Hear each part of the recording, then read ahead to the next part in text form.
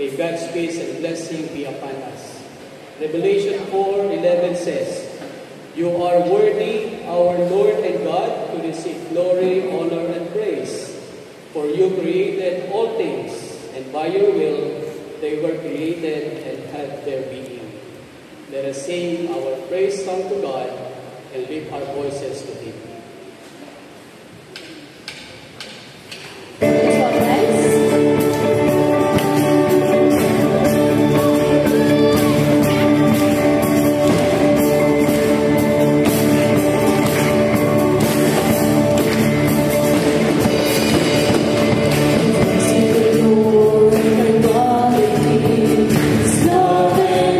Forever, for He is good, He's a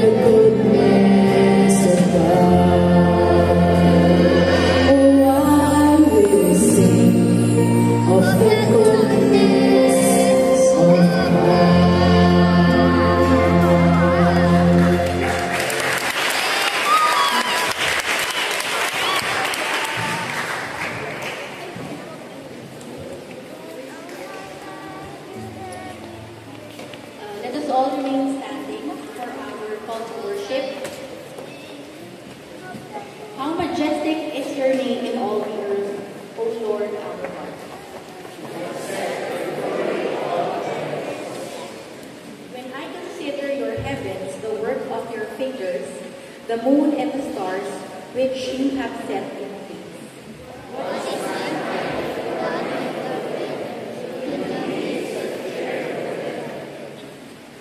Yet you have made them a little lower than the angels and crowned them with glory and honor.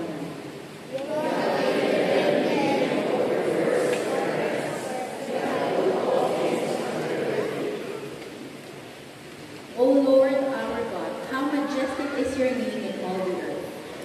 We come before you in humility and with thanksgiving on this communion Sunday. As we continue to stand, let us sing our hymn of praise, crown him with many crowns.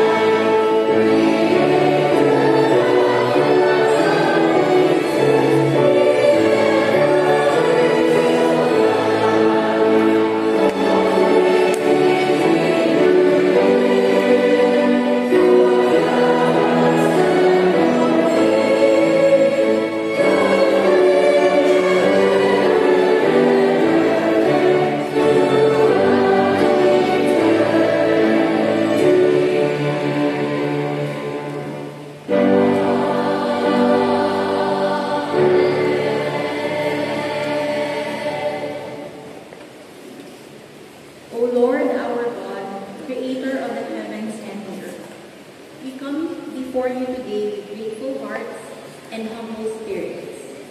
You have set your glory above the heavens and have given us dominion over the works of your hands. As we gather around this table, we remember your goodness and your mercy towards us. Hear our prayers, O Lord, and as we break bread and drink wine, may our hearts be filled with awe and wonder at your majesty.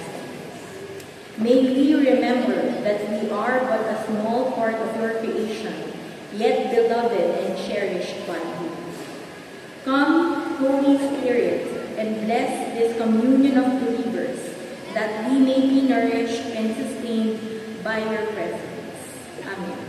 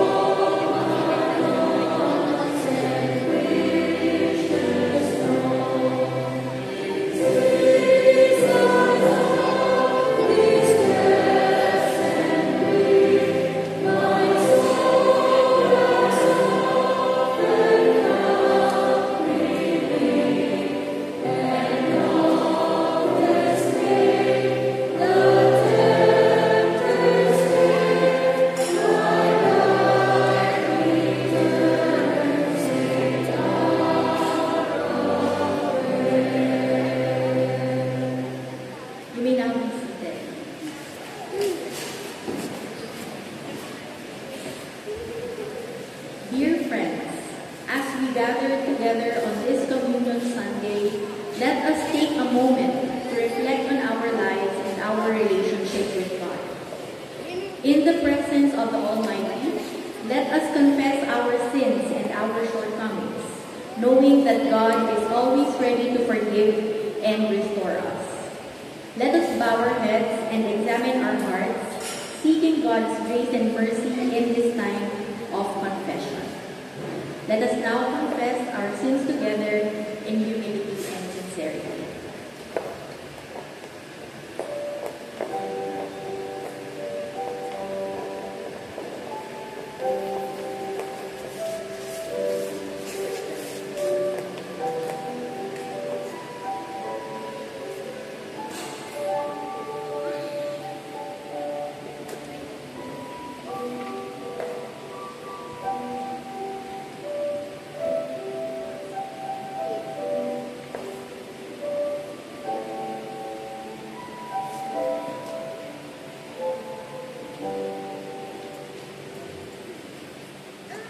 Brothers and sisters in the Lord, we come to the throne of grace, bearing our sins and imperfections. But we are not alone, for we have a Savior who has promised to forgive us and restore us to His love. Let us hear His reassuring words spoken in Psalms 103:12. As far as the east is from the west, so far as we remove our transgressions from us. And let us be reminded that His mercy is new every morning, and His love for us is forever. We are forgiven, we are loved, and we are free in Him. May the peace of God, which surpasses all understanding, guard our hearts and minds in Christ Jesus. Beloved brothers and sisters, as we have received the assurance of God's grace and forgiveness, let us now take a moment to share the peace and grace of God with one another. Let us turn to our neighbors, near or far, and offer the peace of Christ by saying, "May the peace of Christ be with you." Let us now pass the peace of Christ to one another.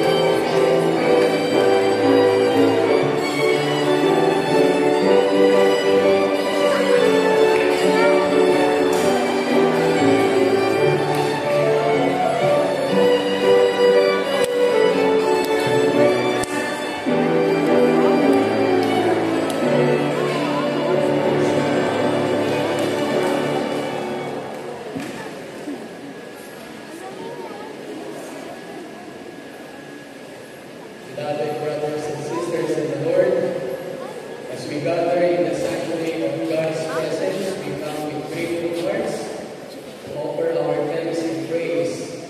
We offer our gratitude for the blessings of life, for the challenges that shape us, and for the moments of joy and sorrow that make us human. Let us now take a moment to reflect on the sacrifices we are making in this sanctuary. With grateful hearts, let us offer our love to you.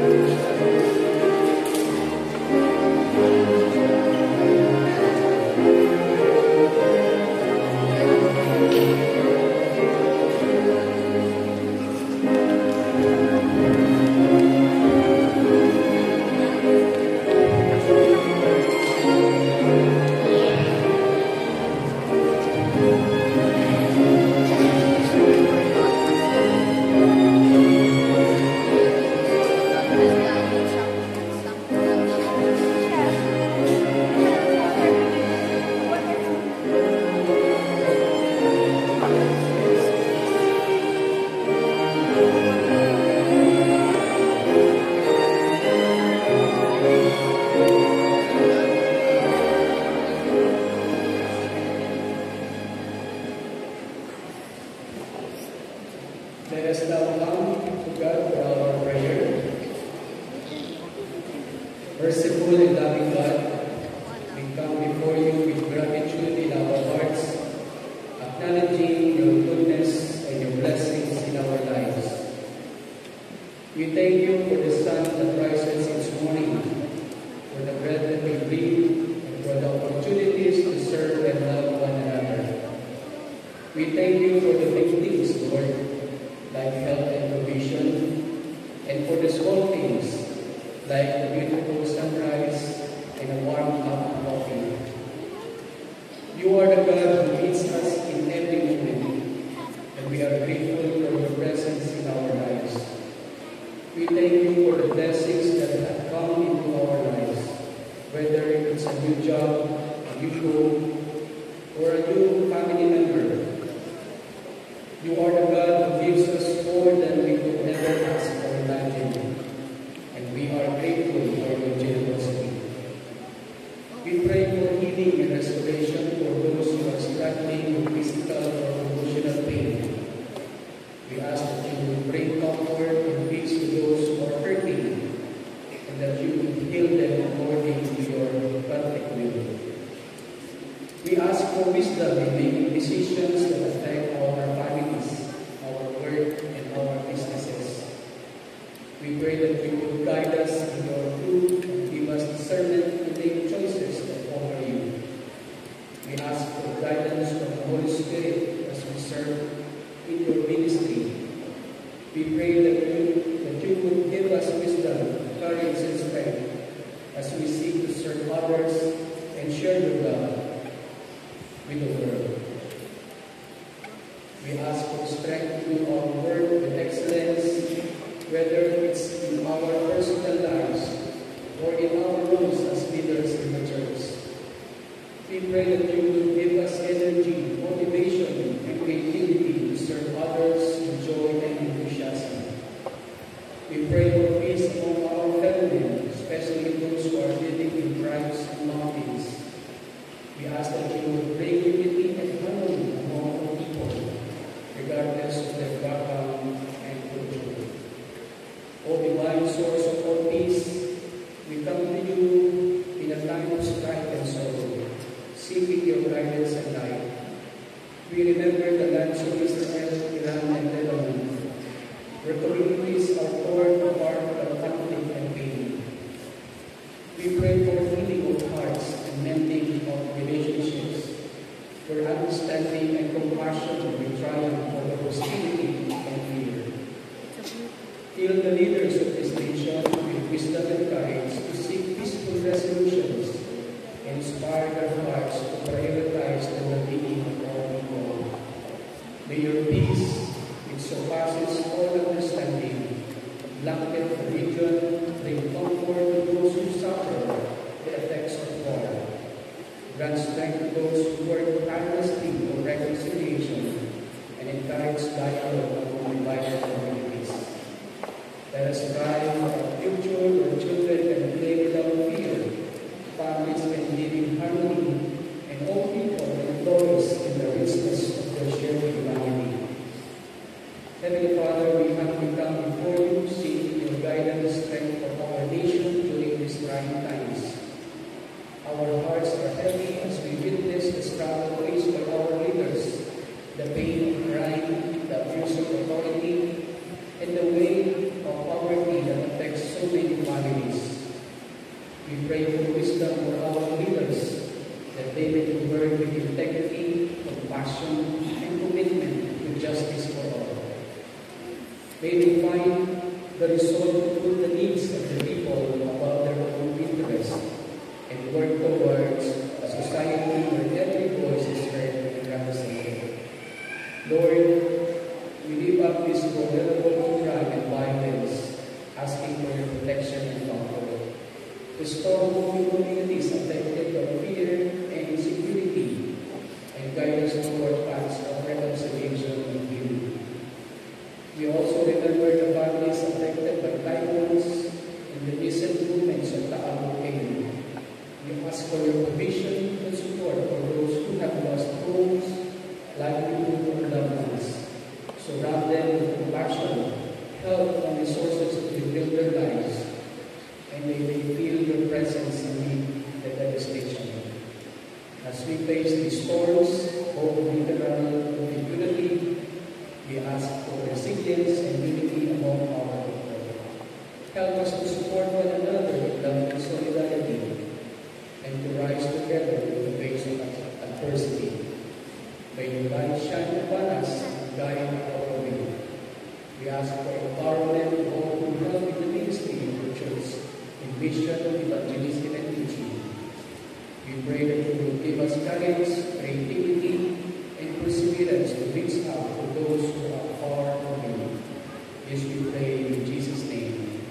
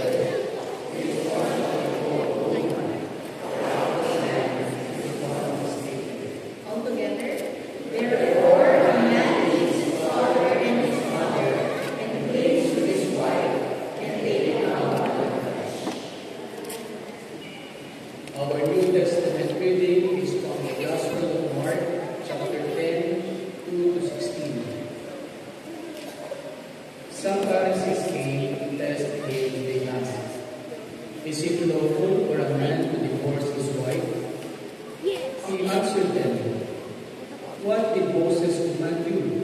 They said, "Moses allowed a man to write a certificate of dismissal and to divorce her." But Jesus said to them, "Because of your hardness of heart, he wrote this commandment to you. But from the beginning of creation, God made them male and female. For this reason, a man shall leave his father and mother and be joined to his wife, and the two shall become one flesh. So they are no longer two, but one flesh. Therefore, what God has joined together, let no one separate." Then in the house, the disciple asked him again about this matter. He said to them, "Whoever divorces his wife and marries another, commits adultery against her. And if she divorces her husband and marries another, she commits adultery." People were bringing little children to him in order that he might touch them, and the disciples spoke sternly to them. But when Jesus saw this, he was indignant and said to them, "Let the children come to me, do not stop them, for it is to such as this that the kingdom of God belongs. Truly I tell you, whoever does not receive the kingdom of God as a little child will never enter it." And he took them up in his arms, laid his hands on them, and blessed them. May the good Lord bless us upon the hearing and reading of God's word.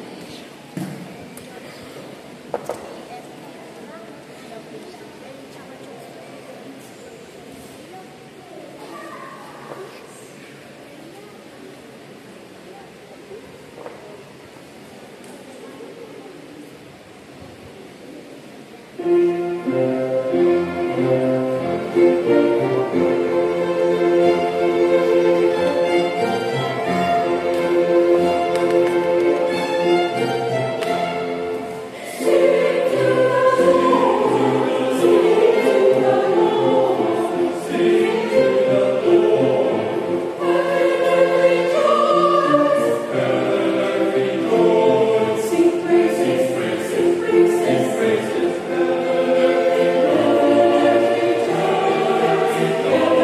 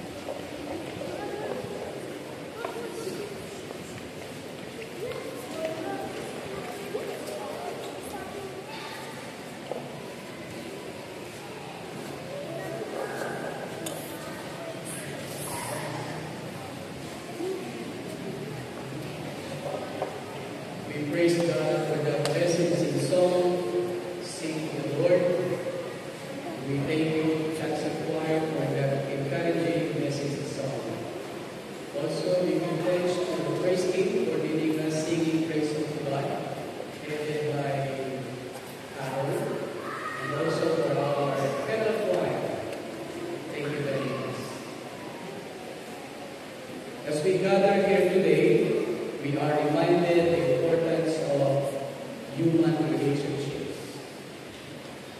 We are social creatures created by God to be in community with one another. But in our increasingly busy and isolated lives, it's easy to forget the value of companionship. In this sermon, we'll explore the gift of companionship and its significance in our lives as believers of Jesus Christ. Our New Testament reading from Genesis 2:18 to 24. This passage is very important. It describes the creation of Eve, the first woman, and the institution of marriage. This passage is part of the creation narrative in Genesis 1:3, which sets the stage for the rest of the biblical story. The context of the passage begins with God's declaration that it is not good for the man to be alone. This statement is surprising because Adam had been created by God and had been given dominion over the earth. However, God's creation of Adam was not complete until he had a companion. In Genesis 2:21 to 22, God puts Adam into his sleep and takes one of his ribs to be Eve.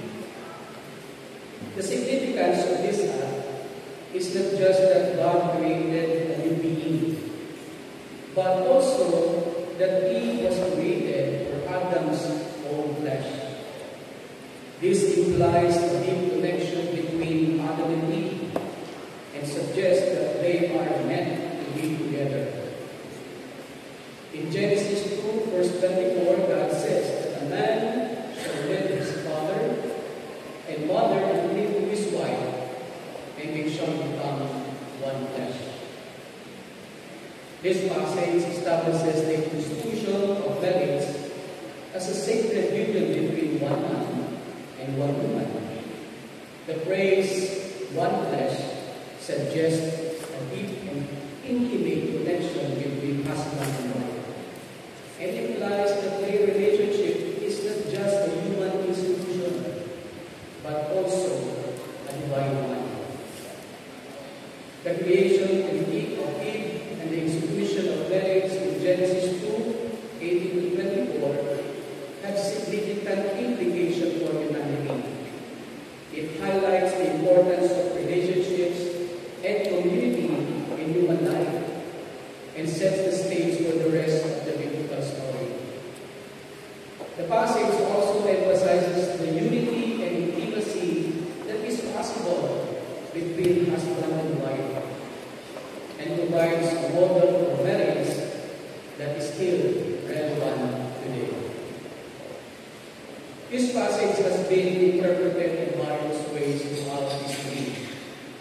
Some have seen it as a description of ideal relationship between men and women, while others have seen it as description of the relationship between God and humanity.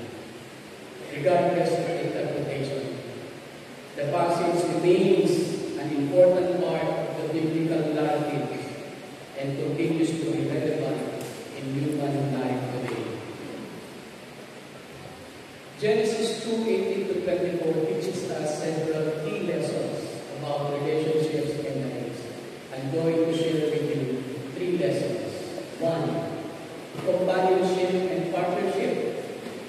The passage emphasizes the importance of companionship, stating that humans should not be alone. It describes marriage as a partnership, highlighting the complementary roles of each partner that promote mutual respect and equality. Number 2, commitment.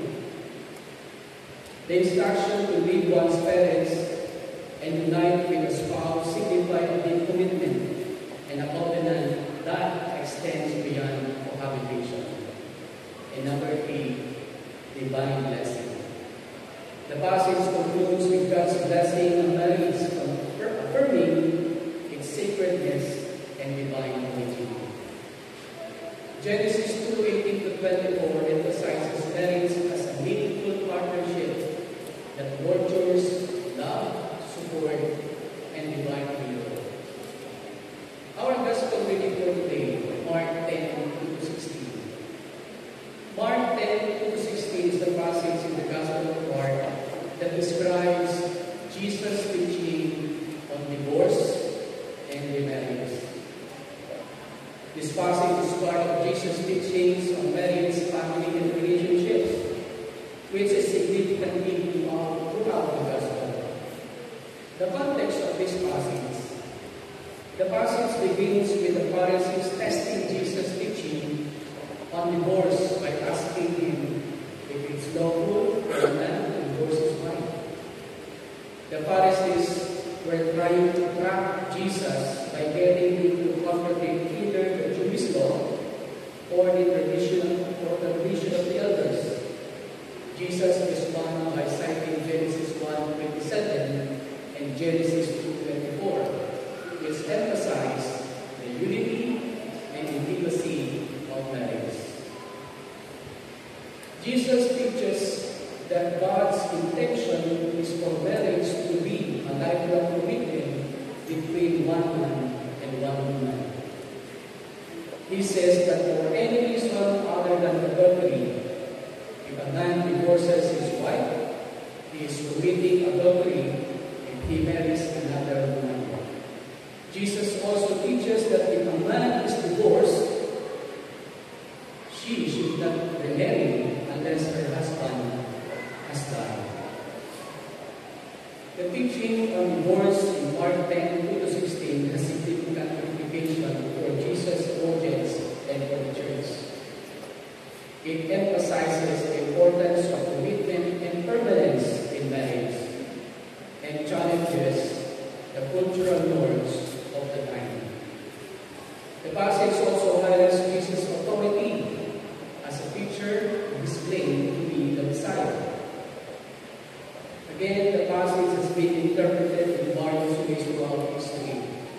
Some have seen it as a strict prohibition on divorce, while others have seen it as a teaching on the importance of commitment and permanence in marriage.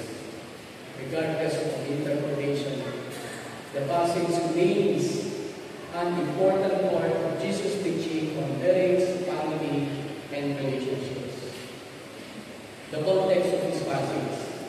The passage was written during the time when divorce was common in Jewish society.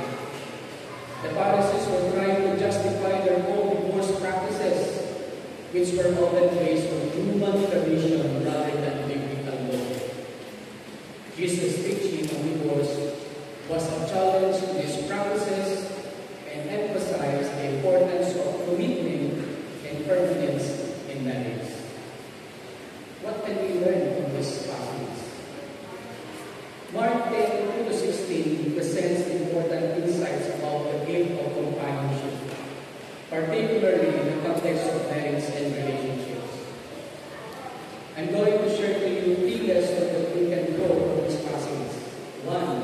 Intent of marriage. Jesus refers back to the creation narrative, emphasizing that marriage is a design by God as a lifelong union between one man and one woman. This highlights the sacredness of the companionship that marriage provides. Number 2, companionship as a gift. The discussion of marriage reveals that companionship is a divine gift. The partnership in marriage allows individuals to support and help one another, enriching their lives and providing a foundation for love and stability. And number 3, openness to children. Jesus' welcoming of the children in the latter part of the passage reflects the joy and completeness that companionship can bring, especially in raising a family together. It shows that companionship is not only about relationship between partners, but also extended to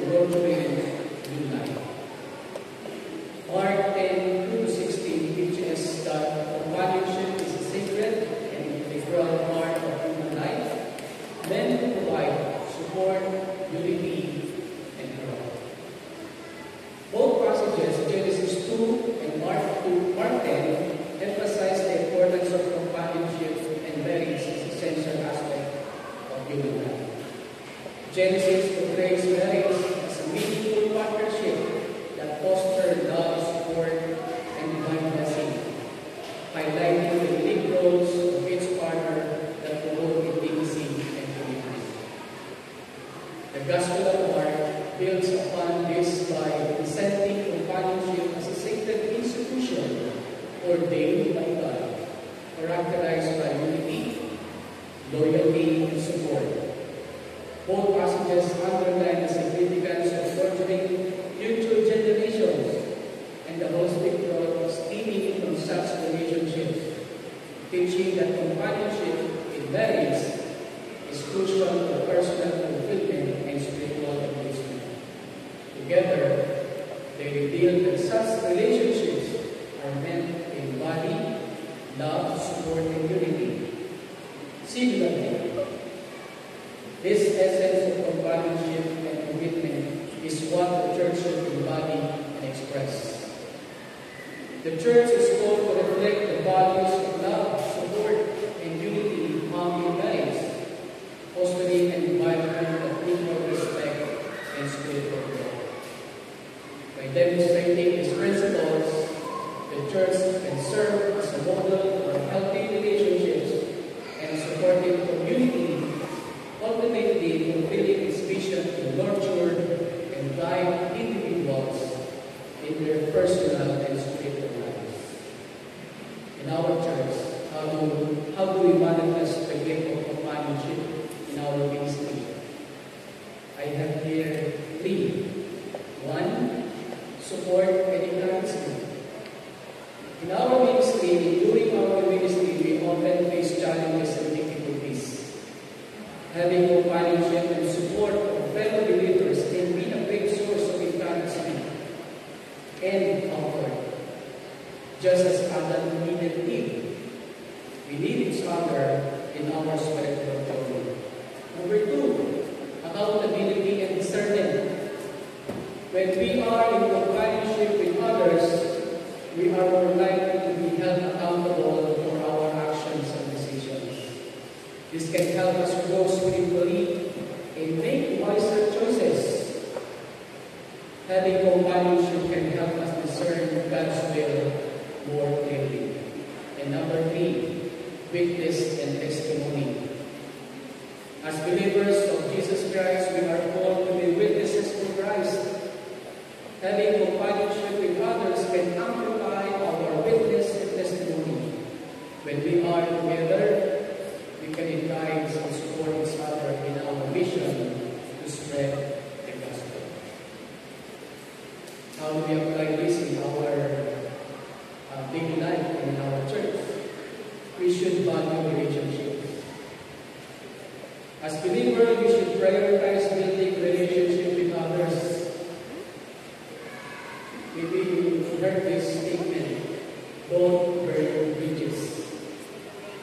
We should seek out opportunities to connect with fellow believers and build strong bonds. Number 2, we should support each other. When we are struggling or facing challenges, we should seek out support from fellow believers. We should be willing to lend a helping hand or offer a listening ear. And number 3, we should grow together. As we grow in our faith, we should seek out opportunities to grow together with others. We should engage in our Bible studies, prayer groups, and other activities that promote spiritual growth. Imagine yourself being on a long journey with no companions. It would be lonely, isolating, and challenging.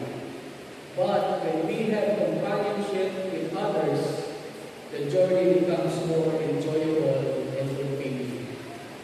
We can share stories, laugh together, and support each other through tough times. And in the end, the gift of companionship is a precious gift from God. It is essential for our spiritual growth and Christ's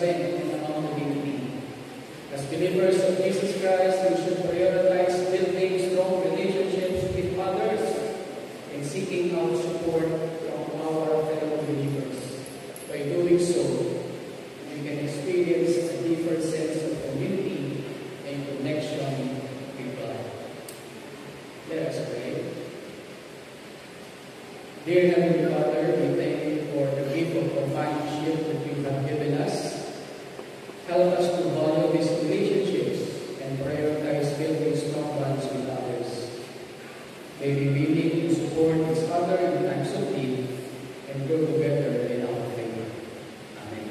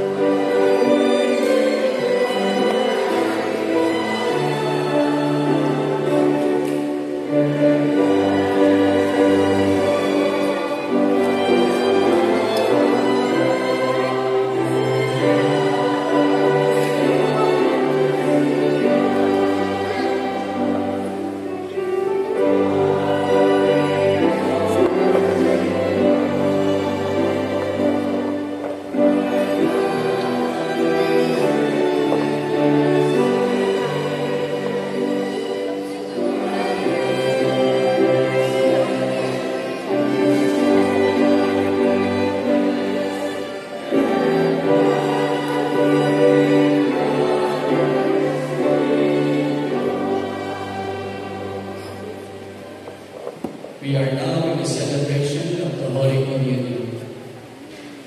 I invite everyone in prayer. O God, our Heavenly Father, who has given us the gift of your Son, Jesus Christ, to be our Lord and Savior, we come to this table to celebrate Lord's Supper. As we gather around this table, we remember the words of Jesus. Do this in remembrance of me. Grant us the presence of the Holy Spirit that we may receive this sacrament with faith and devotion. We confess that we are sinners and that we have fallen short of your glory. We have neglected your commandments and have turned away from you. But we come to you now, O Lord, in humility and repentance, seeking forgiveness and restoration. As the psalmist says, create in me a clean heart, O God, and renew a right spirit within me. Wash away our sins, O God, and clothe us in the righteousness of your Son. We are assured that you are a merciful God, who delights in showing mercy to those who repent. You have washed us in the blood of Jesus and have clothed us in his righteousness. As Jesus said, I am the bread of life. Whoever eats my flesh will live forever. We receive your body and blood as a token of your love and forgiveness towards us. Amen. While they were eating, Jesus took bread, gave thanks, and broke it.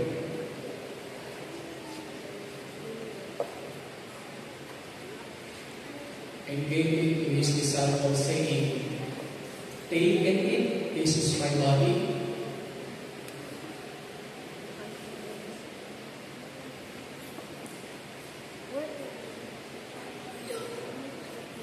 Then he took the cup, gave thanks, and offered it to them, saying, drink from it, all of you. Brothers and sisters in the Lord, come and receive this sacrament with faith and devotion. Receive it as a token of God's love and forgiveness towards us. As Jesus said, whoever eats my flesh and drinks my blood has eternal life. Receive his body and blood as a means of grace, by which you may receive forgiveness, nourishment, and strength for your journey.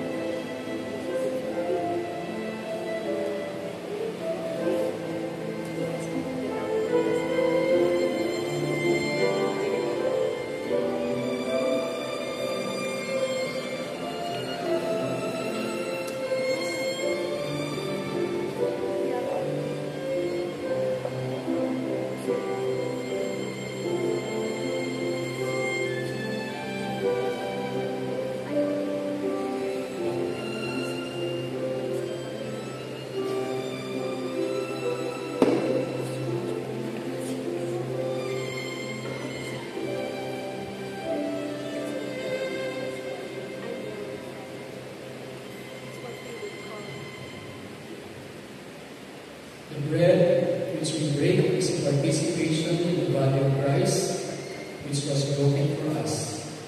Let us eat together.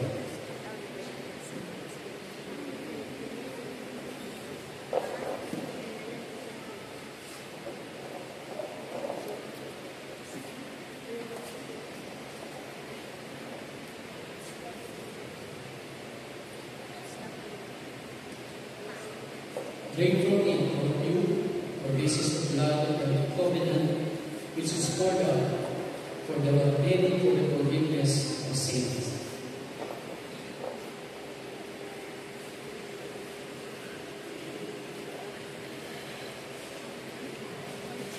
Let us pray.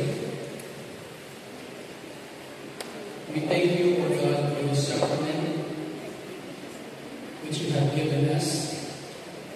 May it be a source of strength and comfort to us as we journey through this life. May it be a reminder of your love and mercy towards us. In Christ's name we pray. Amen.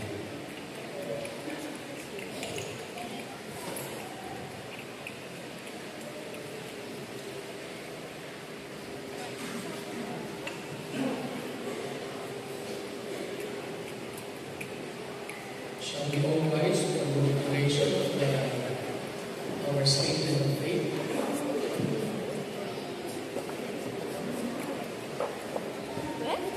We believe in one God, creator of the universe and sustainer, who provides order, purpose, meaning, and fulfillment of all creation. That in Jesus Christ, who was born of Mary, God became human, restored the order of the life of history. He knows the faith God has present in the world, empowering and guiding believers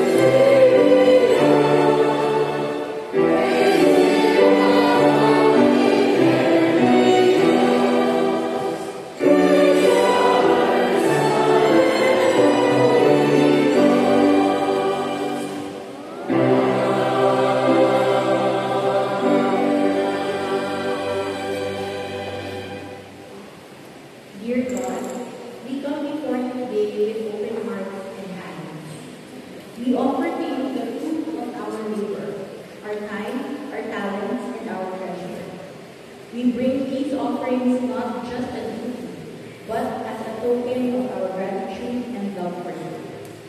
We remember that you have blessed us with so much, and we pray that these offerings will be a reminder of your goodness and provision in our lives.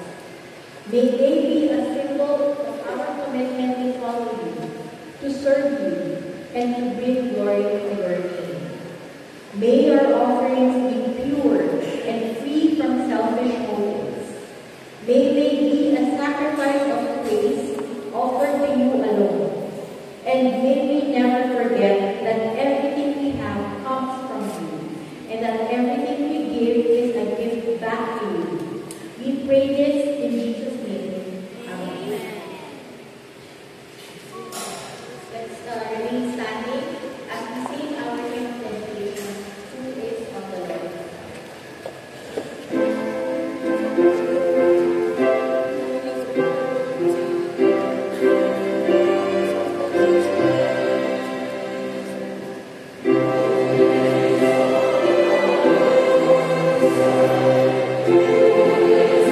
you.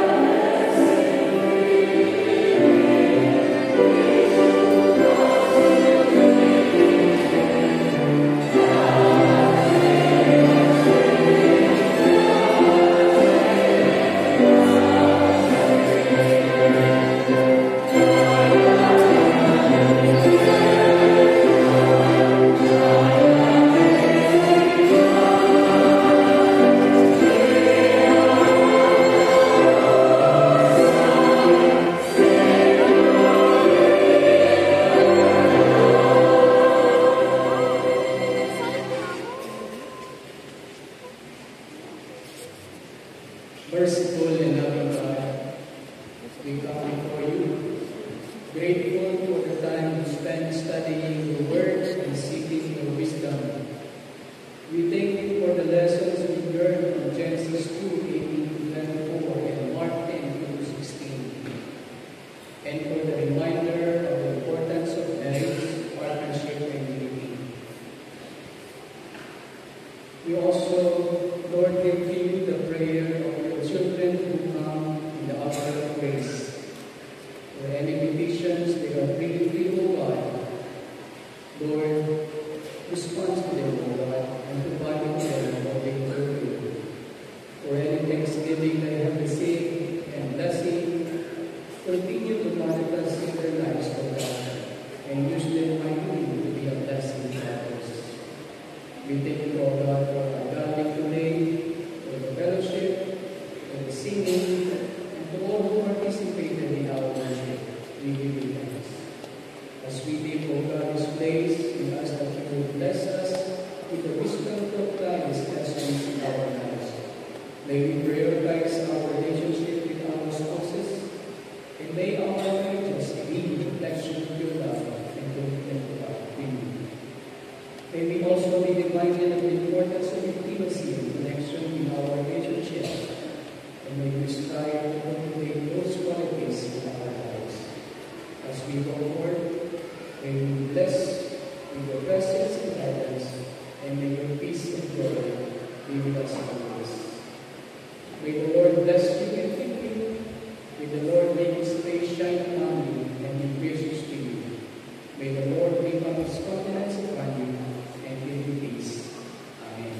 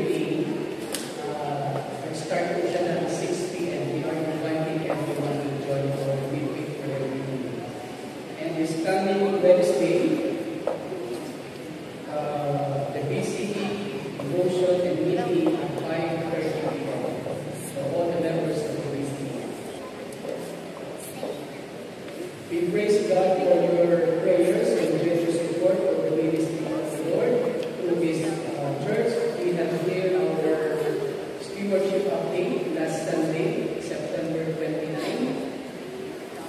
The red